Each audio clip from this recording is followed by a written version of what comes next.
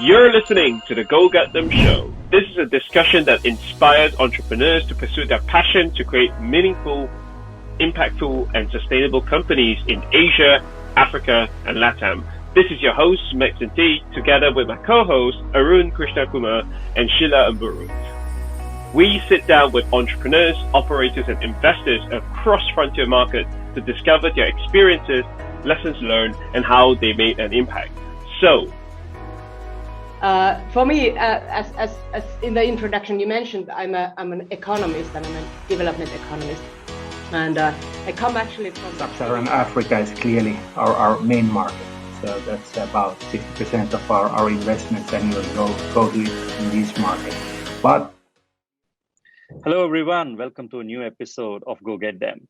Today we have Kaisa Alavuotunki, the Director of Impact and Sustainability at Finnfund, and Andrew Brown, the President at Delphos International, as our guests.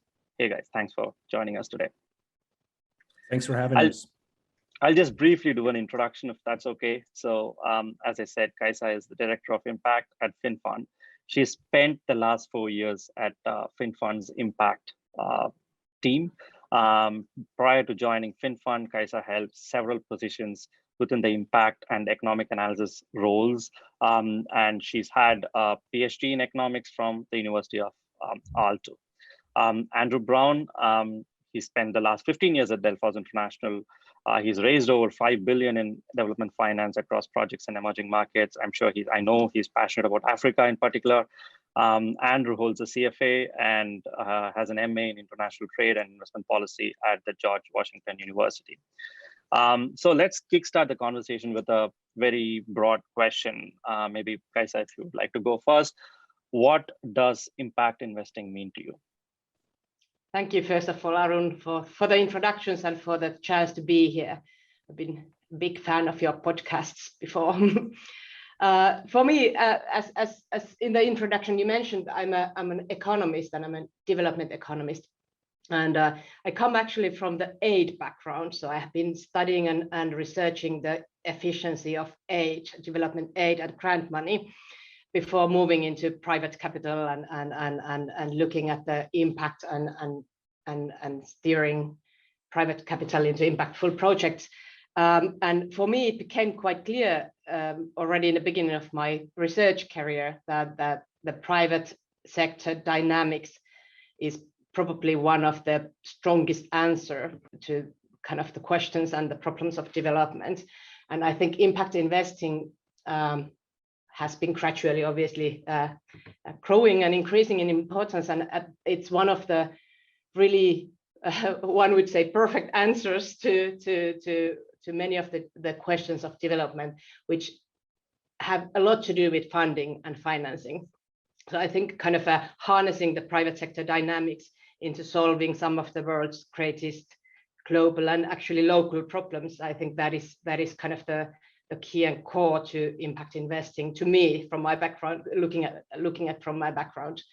And it's very exciting to be part of developing that field. And I see that it's the field is only in the beginning. So the future of impact investing is ahead of us.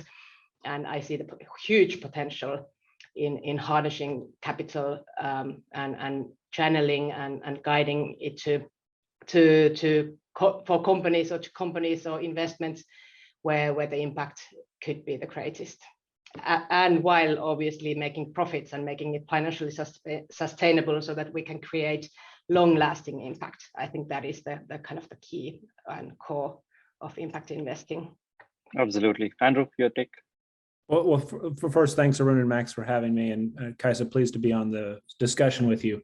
You know, what's interesting, and from our perspective, we've been doing this as, primarily as an agent, as an investment banker, helping get private capital into exclusively emerging and frontier markets over the course of our history. And what I've always found fascinating about impact is, as opposed to, say, something very explicit like the Sustainable Development Goals, which there's not a lot of subjectivity. Those are very well defined now, is there always have seemed to be, in the 2 decades I've been doing this, a lot of shades of what impact means, and it always means different things to different people. I guess from my perspective, I think catalytic capital, which can help, I sort of use the term move the needle, but move away from status quo towards issues that are affecting economies, both on a micro level, local communities, and on a macro level, think sustainability issues around climate, around market access, around technology transfer, around gender, and can push towards progress on those fronts in addition to return, is from my perspective where impact really is in terms of in terms of deploying capital for a broader good, societal good. So look forward to sort of continuing the discussion on that front and picking up some more topics here. Absolutely. Thank you very much, Kaisa and Andrew, for the view around impact investing. I guess my question to you then, double kicking, as Arun would have mentioned, is how should we think about impact? You mentioned about societal, how do I put it, societal development and for the betterment of society. How should we measure that? On one hand, you can think of it as, if you measure something, you probably hit it, but there's Goodhart's law. When it becomes a good measure, it fails to become a good measure. So that's why my question to you is, how should we measure impact specifically? And how do you think about that from a investment banker's perspective and funding perspective? Well, I guess I'll give sort of two answers to that, and I'll be a little bit more explicit when I mean sort of there's some subjectivity, excuse me, in the impact world. I was at a conference, an Africa conference 4 or 5 years ago, and one of the moderators, I can't take credit for this, but one of the moderators asked a great question. But they said, okay, if Carrefour or Tesco put $30 million into a post-conflict country to invest in retail supermarkets, is that impactful? And the room was actually very divided. Some people thought, I'd say it was more majority, yes, that's impact because we're putting private capital to work in a post-conflict country. And I'd say about 30-40% of the room said, no, it's not, just doing consumer retail. There sort of needs to be more in that regard. But that's sort of, I guess, the first part of the answer. I'd say in terms of impact measurement, what I'm seeing, at least across the community of, in particular DFIs, are slightly different standards that, DFC is a group, right? I'm very familiar with because I sit here in Washington, DC too.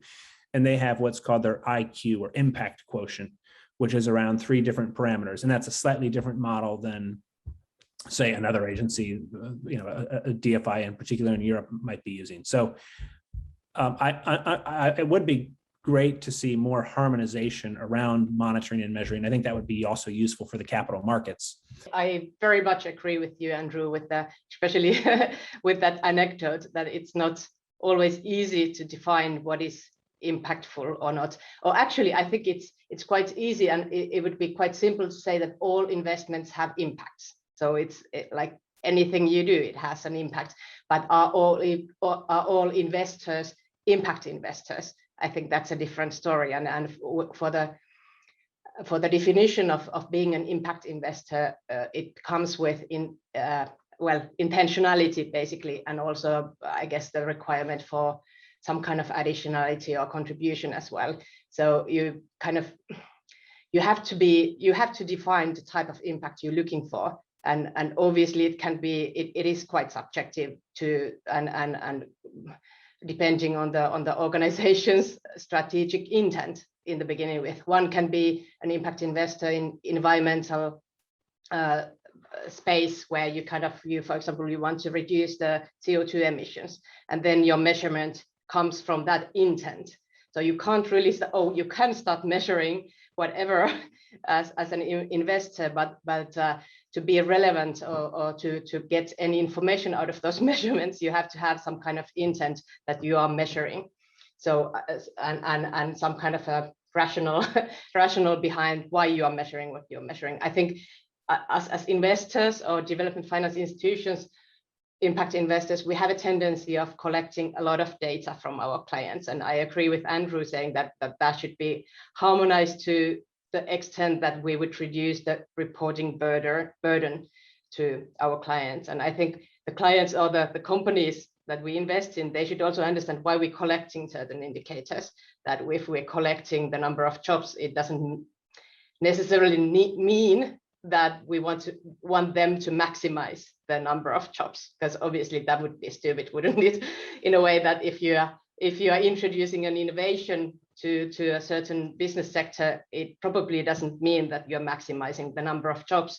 However, what we do require is that those jobs that you are supporting or creating are decent or quality jobs. So that goes hand in hand with the risk part that you probably we are going to talk later on. But there are certain requirements that come with the impact investing claim, that anything that you measure, they also have to be, you have to somehow be able to show that, okay, you have also mitigated the part of the risks, because sometimes those indicators that you measure can be either negative or positive, right?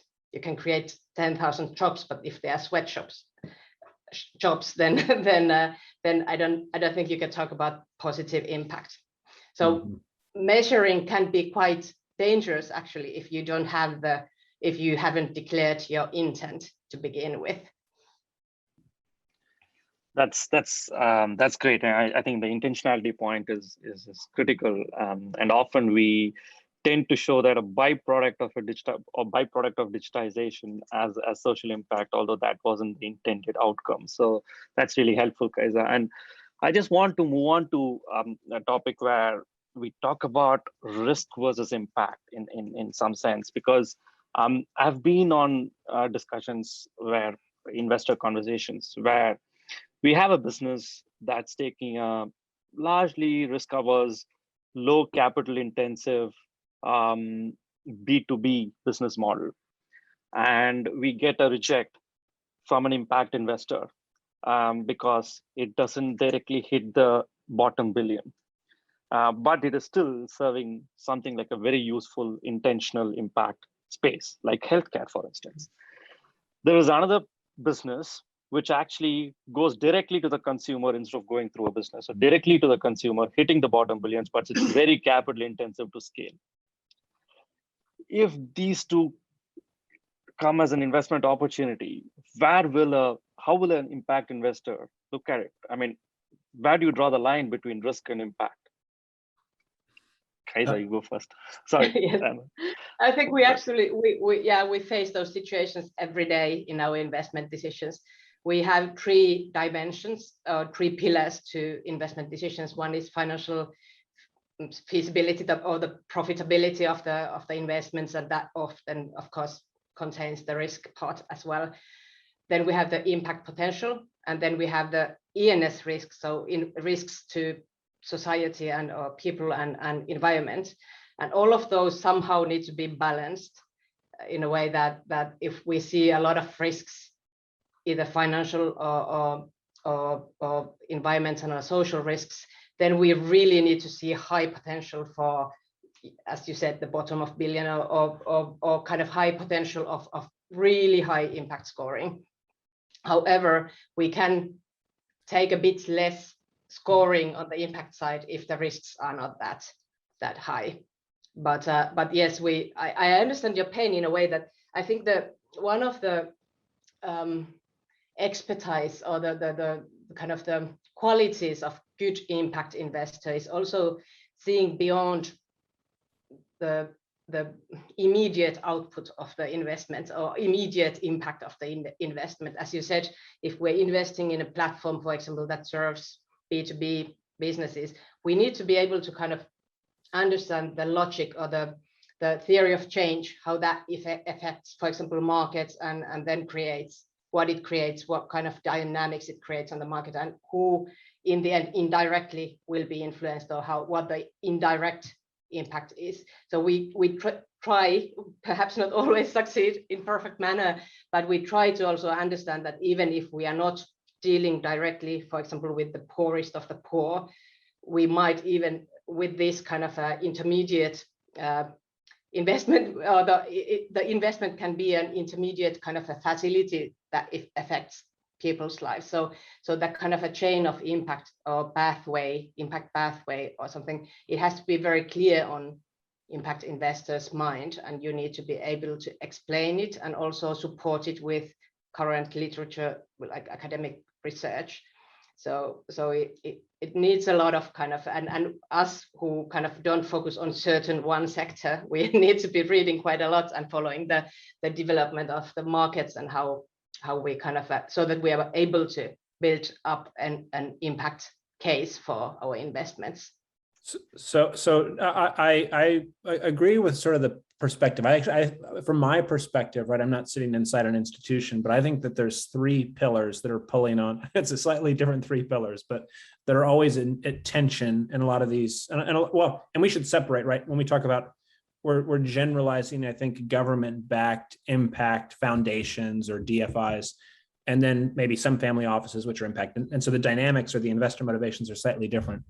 I think in that former category, I think there's three tension points. I think financial return, I think impact, but then I think politically safe and what the optics are of particular transactions. And there's a lot of transactions out there that have been, say, DFI backed, and I sort of scratch my head and I say, well, wait, what's sort of the impact here? What's why is this large multinational, really need capital to do what's otherwise seems relatively politically safe? And I think at the reality, this is my perspective, and the reason that's important, the politically safe, is at the end of the day, many of these agencies are reliant on continued public support to be able to do operations. And so that is an important element. And so I think a mosaic approach of having all three of those tension points in calibration, where you've got a balanced portfolio of some politically safe stuff, some return stuff, and some high impact stuff, I think is important. And I don't say that as a cynic necessarily. I say that as that's the reality to continue to fund high impact projects. Can I ask further question? When you say politically safe, do you mean like reputationally? Reputationally, yeah.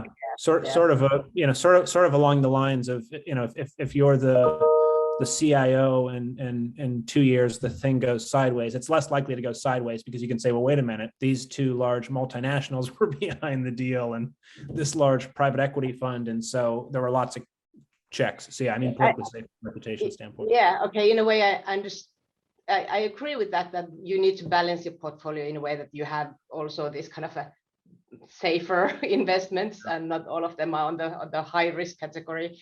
Yeah. And I think that is probably a bigger issue for the bigger DFIs or the other type of kind of development banks, for example, that you need to kind of be on the safe side. For us, I think as a small DFI, we look more into perhaps a smaller transaction kind of in a size. So it's not such a big issue for us, but definitely I think that if you talk about reputational risks, that is one of the risk category that we need to balance with. But it's good in a way that it is, because reputational risks often come from social risks or environmental risks, or obviously risks associated with corruption and these type of things.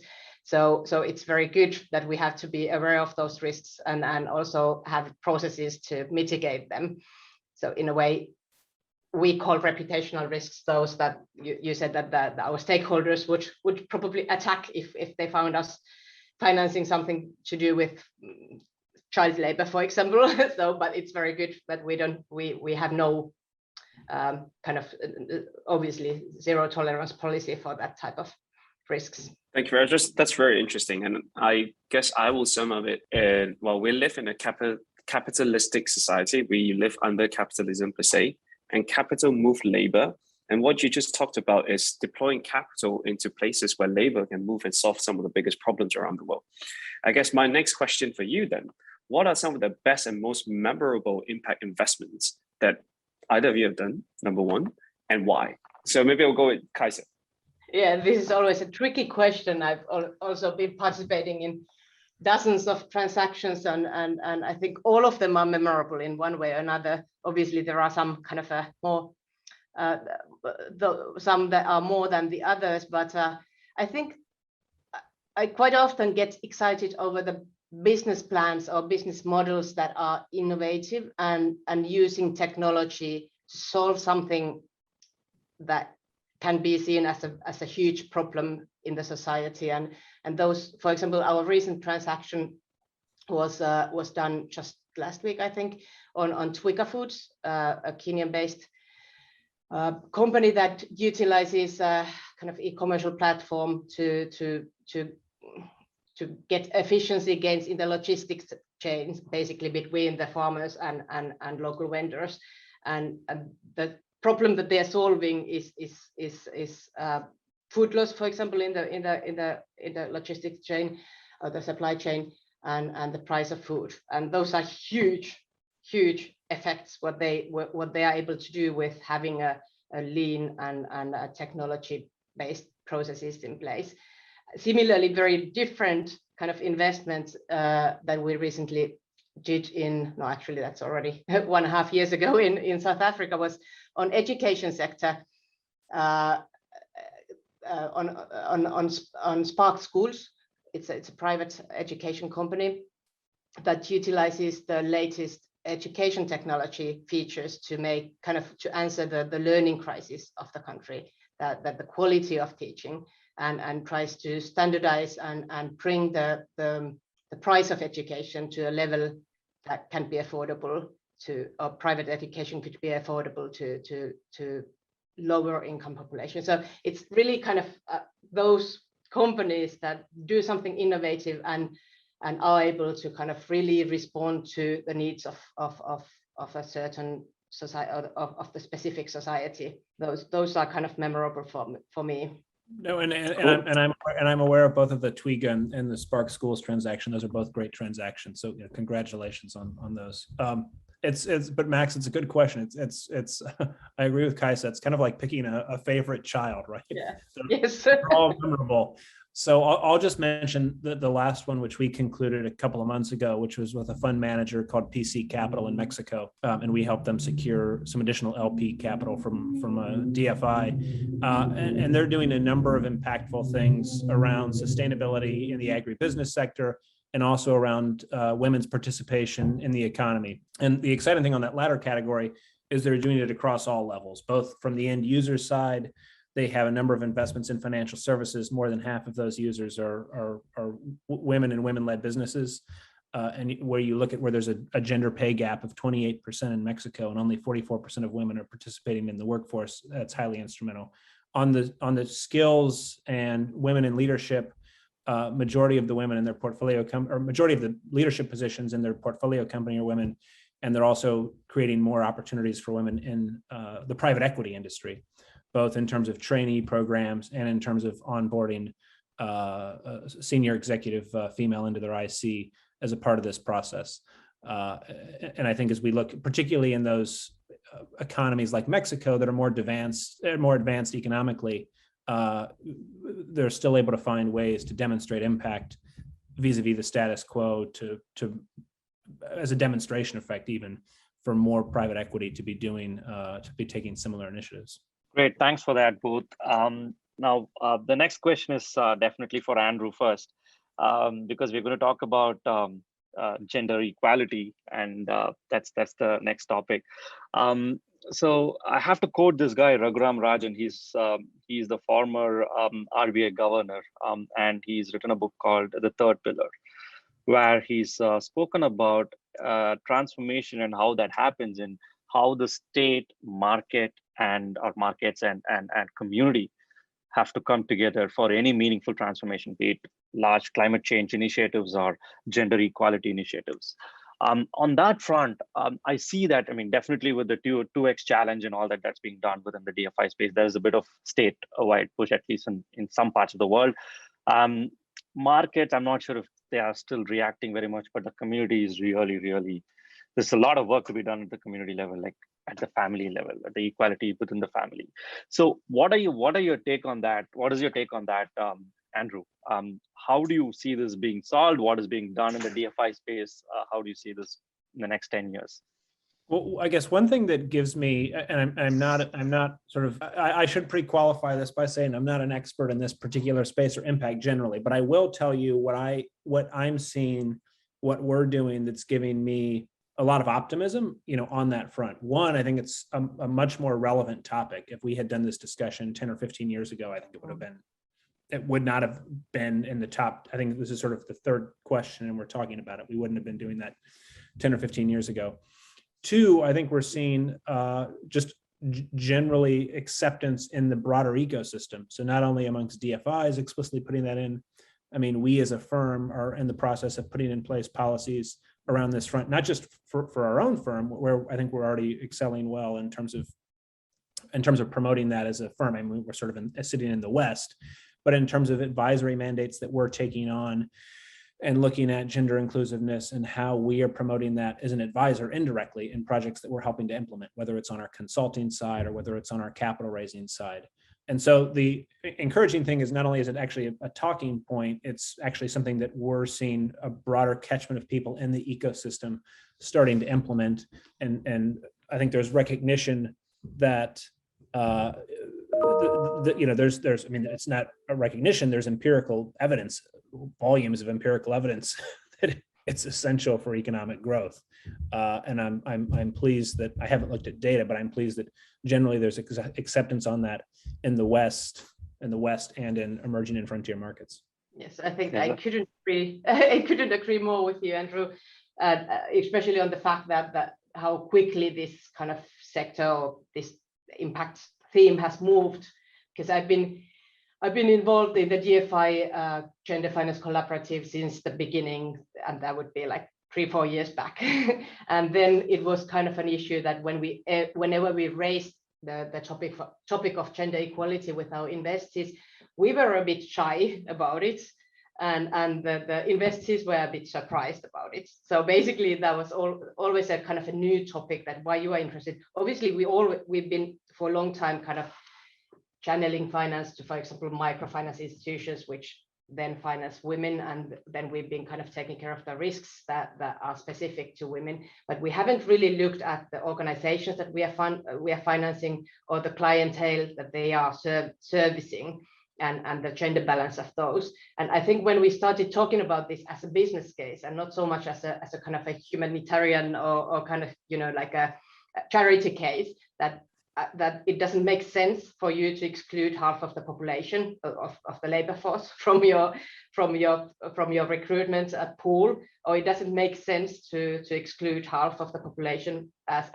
your clients. And if you do have a misbalance in that, then actually it makes sense. It makes business sense for you to think about it. If there are bottlenecks that you can do something about it, of course there are, as you mentioned, it's not always about the businesses doing something.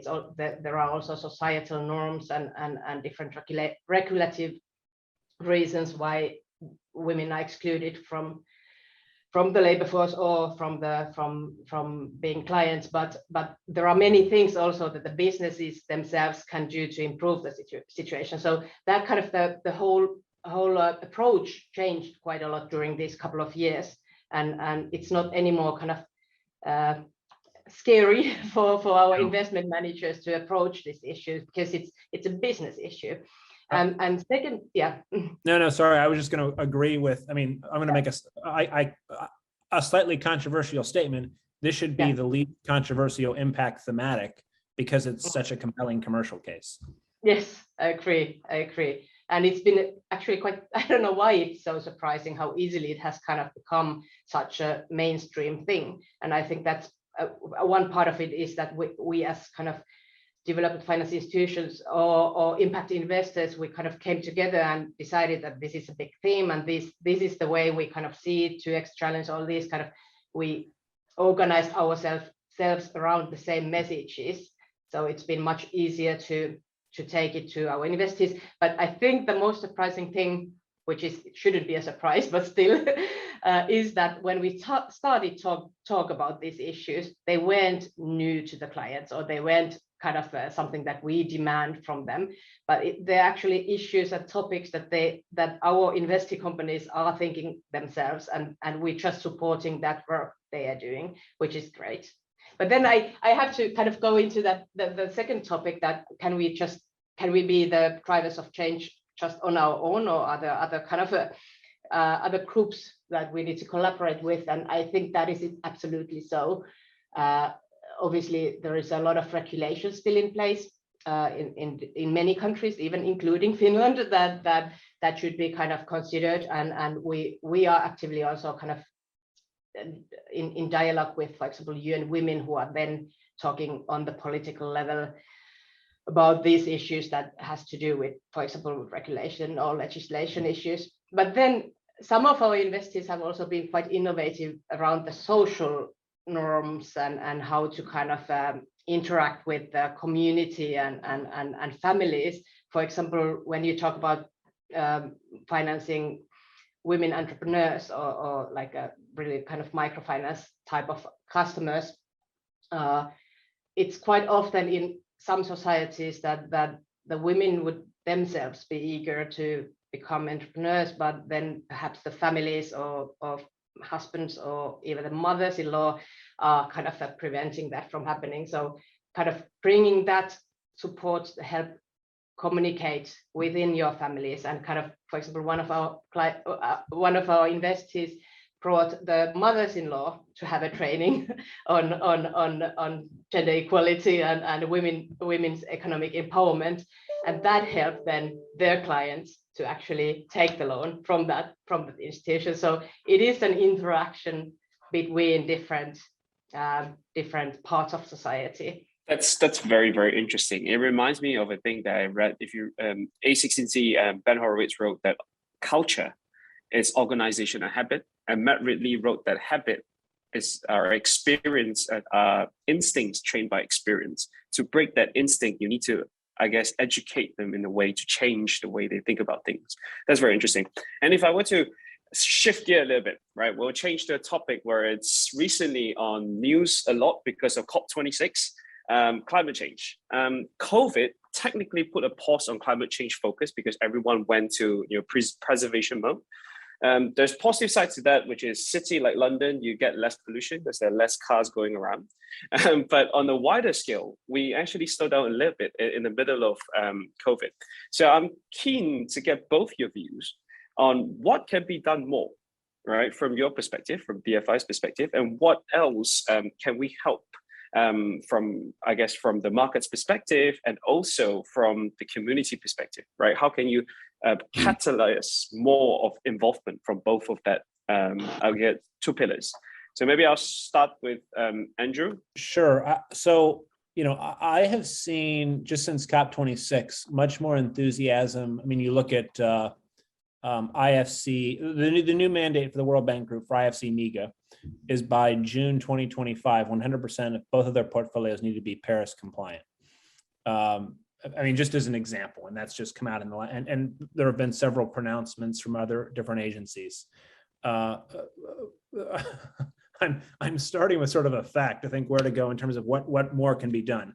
I will just say generally, compared to even 2 years ago, I'm seeing more enthusiasm for what I would say are more commercially marginal transactions, but which have an explicit sustainability, either adaptation or mitigation angle, or transactions which push the boundary of what the agency's charter is. I think DFC just did a resilient cities transaction in Rio de Janeiro around street lighting. And I'm trying to, I have, full disclosure, I didn't work on it, but I'm okay. Usually there's an explicit private sector angle, that's an example of where they're sort of pushing the bounds to do something in that. So I think there's a lot of area for enthusiasm. I'd say the big question I'll be curious to see, particularly in markets like Africa, is where the commercially viable transactions will be that are in that mitigation and adaptation space. And there was a op-ed by Yoweri Museveni in the Wall Street Journal, which, agree or disagree, is worth a read for anyone working in the space. I don't know who read it, but it was sort of the cynic's view on sort of COP26 initiatives in Africa. And a good example that I've seen from folks who are very impact forward, I would say, but they said, look, deforestation is a huge, and here's an example. And I think it might have been in the Museveni op-ed. Deforestation is a huge issue on the continent. And there's all these sorts of solutions, a very quick, practical solution, which some people, I'm familiar with some foundations that are funding this, they're happy to fund propane gas, but that's not the cleanest solution. And so there is a cleanest solution. And that's sort of an area of debate of, what over 10 years, 20 years, 30 years, what's the best solution? But sorry, Max, if it wasn't as squared off on what can be done more, but I'd say I'm enthusiastic for where things are headed. I think there's still going to be, particularly in markets like Africa, some more tension points in terms of finding commercially sound transactions that hit on those points. Yeah, that's very interesting. Actually, I think being able to have that debate in itself is a start, right? Because if we don't look into that, we won't be able to solve that problem. Sorry, Kaisa, how about your view? But I absolutely agree that that having a debate like that is already a kind of part of the conversation and the journey. Because I think just some years back we weren't able to explicitly explain, for example, our carbon footprint of our portfolios, and now all of us are kind of laying out pathways towards the zero. Carbon zero, or even for us, it's actually, we realized that because we have a lot of forestry investments in our portfolio, that when we actually accounted for the removal potential or annual removals, we are carbon net negative already. So our kind of our pathway towards the future is to remain carbon net negative, and how to do that, because obviously we all know that forestry investments are quite long-term investments, and you need a lot of patient capital. However, we have seen during the past couple of years that the interest in the forestry has grown tremendously, and we haven't actually seen the pause, probably pause in actual transactions, but not the pause in interest in investing in climate action investment or climate positive investments. The problem for everyone is probably to find, because the competition in, for example, renewables is quite high at the moment. So to find on our markets the niche where we should be now in, because we're always looking for the additional investments. So should we kind of go to lower income countries or least developed countries, and actually from the climate perspective, we should probably be in the upper middle income countries right now, because those creates, and the energy consumption is much higher. The potential for avoided emissions, for example, would be much higher in those countries. So it shifts a little bit focus, like whether you are focusing on CO2 reductions or whether you're focusing on development and climate. So it depends a lot on the organizational perspective, like where you should be investing in. But I see a lot of potential also in the adaptation field, the kind of adaptation finance, because that is a field that has not been defined so well in the past, and there is a lot of work to be done to have a clear understanding what type of financing is actually helping in adapting to climate change, and what can be calculated towards the kind of the climate finance pools that we, or as DFIs, have to report also forward. And you can see that in our target countries, the adaptation potential or the need for adaptation finance is increasing so rapidly that I think that the development financiers' future is probably there. However, at the same time, we have to ensure that the capital also flows into reduction and mitigation projects. But we are focusing on forests, so that's probably will remain as our strategy for the future. You know, I guess the two things I'll just thinking about this question a bit more and hearing Kaisa's comments.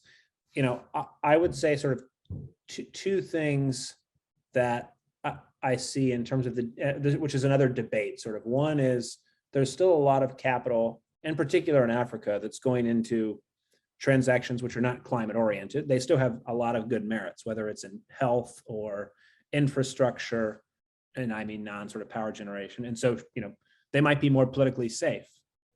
We sort of discussed, or reputationally safe. You know, is that how capital should be deployed? And then I guess secondly, where can boundaries or products be pushed or adapted to meet those climate needs? You know, maybe it's on local currency, so there can be stronger deployment of modular clean power systems. And so I guess, Max, to go full circle, those are two areas where I think there could be some evolution of thought. I guess there needs to be some kind of a bridging ground, as we call in the VC space, as we move from a climate negative world to a climate neutral, if not climate positive world. So yeah, some of those decisions are going to be challenging, Max. I know you have a question. Go for it. So yeah, one last question. I think I absolutely agree. The adaptation finance is how do I put it? It's like the intermediate incentives to put capital into work, right? So people will see a good relationship, I'll start funding them. I'm thinking of it because I work for a large bank. Just thinking from that perspective. I guess my one last question, I have really enjoyed the conversation. We touched on multiple different topics. If there's one book you would like our listeners to take away from this conversation, what should they be reading to learn more about impact investing, gender inequality, or climate change, or in any form on development finance? So specifically, what book would you recommend? So maybe I'll start off with Kaisa, and then we'll go to Andrew. That was Andrew. If you have one in mind, you can share. You know, I'm a bit of a unfortunately, I'm a bit of a cynic and a realist. So my books are going to be much darker. You know, like the Key Man on the Abraj scandal. So look, I mean, what's funny is I was at a conference. When was that? The thing broke. I mean, this is sort of makes it more lighthearted since I'm making such a cynical comment, but the conference was like, it was 4 months before the whole thing broke. And the conference was on sustainable and impact investing. And the entire thing was an Abraj infomercial about how they were the people to be emulating around sustainable and impact investing. So I guess the one thing I'll add, what I think is important though, in terms of what's informed my thought, I mean, this is a very simplistic, but I like to get a fairly global perspective. So I generally try to read press in all the markets we operate. So I read press from Asia, press from Africa, press from the Americas, press from Europe, press from the US, whether it's the FT or Wall Street Journal in the US or the Nation in East Africa. So I have sort of a multi-stakeholder. And so generally when I start my mornings, I read a bit from the Nation in East Africa and a bit from the Financial Times and a bit from the Wall Street Journal, Nikkei in Asia. And I sort of see what's, how frankly, even just different responses to what happened at COP26. That's amazing. I agree with Andrew that perhaps for this field, impact investing moving so fast that books are always a bit kind of outdated when they come out. But so reading local news, I think that's a good hint. But actually, I would go back. I was just actually thinking that what were my kind of favorite books when I was growing up or studying, and I would go back to kind of the beginning of the century in a way that reading those books and seeing and reflecting what has changed since. Like there is a lot of books on by still existing economists that were kind of like popular at the time, like William Easterly or Jeffrey Sachs, and the thinking that they had at the time, some of it actually holds still, but a lot of it has changed. For example, the whole aid is the solution to all the problems in the developing countries is probably somehow outdated. However, a part of it obviously still remains. But I enjoy going back to those old books, which kind of were building my worldview at the time, and see how much it has changed ever since. So it's always quite intriguing, and also seeing the perspective that, okay, these similar issues have been there since like Mayo wrote her book on okay, it's not aid, but it's the local dynamics that should be helping. So we are actually talking about the same things, but a lot kind of new insights have been building on those theories. So I guess that would be my kind of my suggestion, to go back to the books that you read 20 years ago and see if the world has changed. Yeah, well, we can go off on a tangent on deglobalization and globalization. You're taking me back to my own. I don't have a PhD, but you're taking me onto my own graduate work for my master's in economics. So yes, exactly. I know this question was for you both and not for me, but we've not had that particular question asked before on Go Get Them. So I'm going to chip in with my answers. I think two books have fundamentally kind of affected the way or influenced the way that I think about impact. One is The Third Pillar by Raghuram Rajan. I mentioned this earlier in this episode. It's a fascinating book, and I think it's fundamentally in the way the world is moving into, particularly with kind of things like decentralization, decentralized DeFi as we call it, all that. I think it's so fascinating how he's managed to put that framework together for the way the world is going.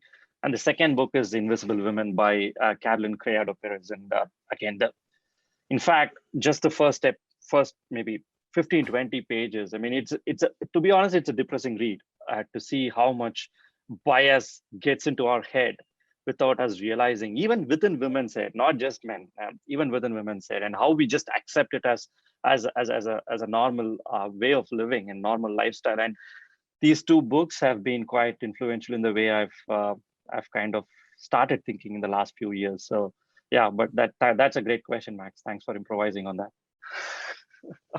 All right, and Cool. On that note, I think we've had a wonderful conversation. Thanks, Kaisa and Andrew, for this and all the insights that you brought to the table. It was wonderful to have you on this show. Thank you Thank so you. much. Thanks, everyone. Thanks, Max. Good to meet you, Kaisa.